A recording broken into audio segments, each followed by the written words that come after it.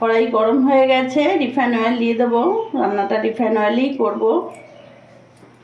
তেল গরম হয়ে গেছে, ওই তেলে পটলগুলো ভেজে নেব।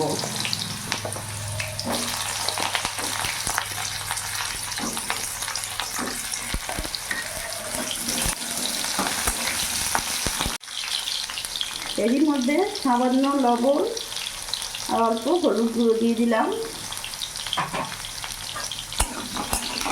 দিয়ে পটলটা লাল লাল করে ভেজে তুলে নেব। পটলটা লাল লাল করে ভাজা হয়ে গেছে, এবার আমি নামিয়ে ফেলবো না। ওই তেলেই আমি রান্নাটা করব। এখানে একটা শুকনো লঙ্কা ভেঙে দিয়ে দিলাম, আর এখানে গোটা জিরে দিয়ে দিলাম।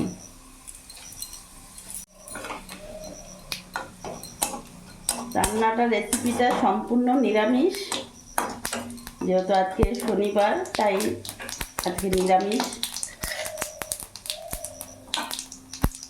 ফোড়নটা ভাজা হয়ে গেছে, এরই মধ্যে একটু বড় বড় করে কেটে রাখা আলুগুলো দিয়ে দেবো। সাথে কুমড়ো আছে আর কাঁঠালের বীজ আছে।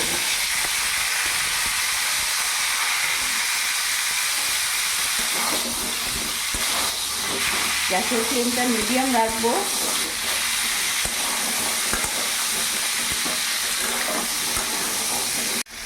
কিছুক্ষণ তেলে ভাজা ভাজা করে নিয়েছি, এবার এক এক করে উপকরণগুলো দিয়ে দেবো। লবণ দিয়ে দিলাম এখানে 1.5 চামচের মতো, হলুদ গুঁড়ো দিয়ে দিলাম, জিরে গুঁড়ো দিয়ে দিলাম, লঙ্কা গুঁড়ো দিয়ে দিলাম। ভালো করে মিশিয়ে নেব। এরই মধ্যে 4-5টা কাঁচা লঙ্কা কেটে ছিঁড়ে দিয়ে দেবো।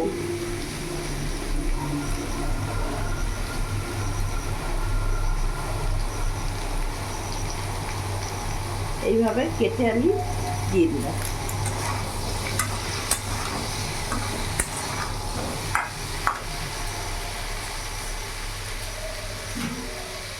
এখানে আদা গ্রেট করে নিচ্ছি, কোনো রকম বাটা মশলা আমি দেবো না।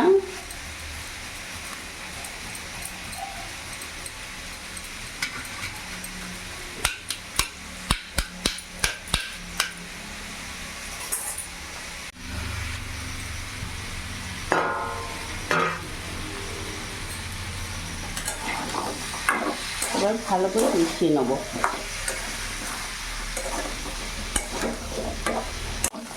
5 মিনিট ধরে আমি ভাজা ভাজা করে নিয়েছি, এবার আমি জল দিয়ে দেবো।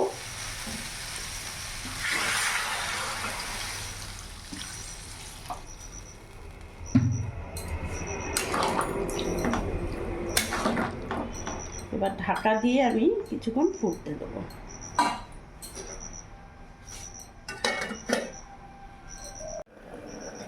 কিছুক্ষণ ঢাকা দিয়ে রেখে দিয়েছিলাম। কাঁঠালের বীজ একবারে সেদ্ধ হয়ে গেছে, আলুও সেদ্ধ হয়ে গেছে। এবার ভেজে রাখা পটলগুলো আমি দিয়ে দেবো।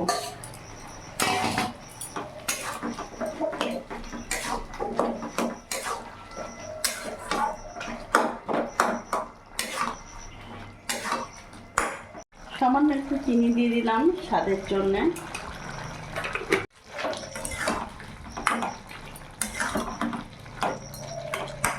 আর একটু ফোটাবো।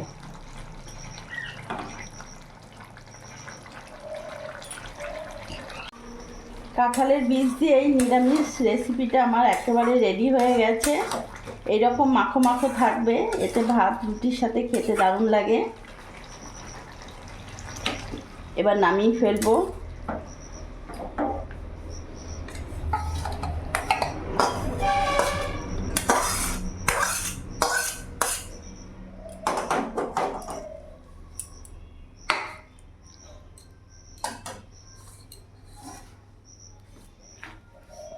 তো বন্ধুরা, তোমরা দেখলে আজকে কাঁঠালের বীজ দিয়ে আমি নিরামিষ রেসিপিটা রান্নাটা করলাম। আর কাঁঠালের বীজ এখন যদি ঘরে থাকে তো এরকম একটা রেসিপি করে দেখো, সত্যিই ভালো লাগবে। আমার এই ভিডিওটা যদি ভালো লাগে প্লিজ লাইক কমেন্ট শেয়ার করে আমার পাশে থেকো। আর তোমরাও সবসময় ভালো থেকো।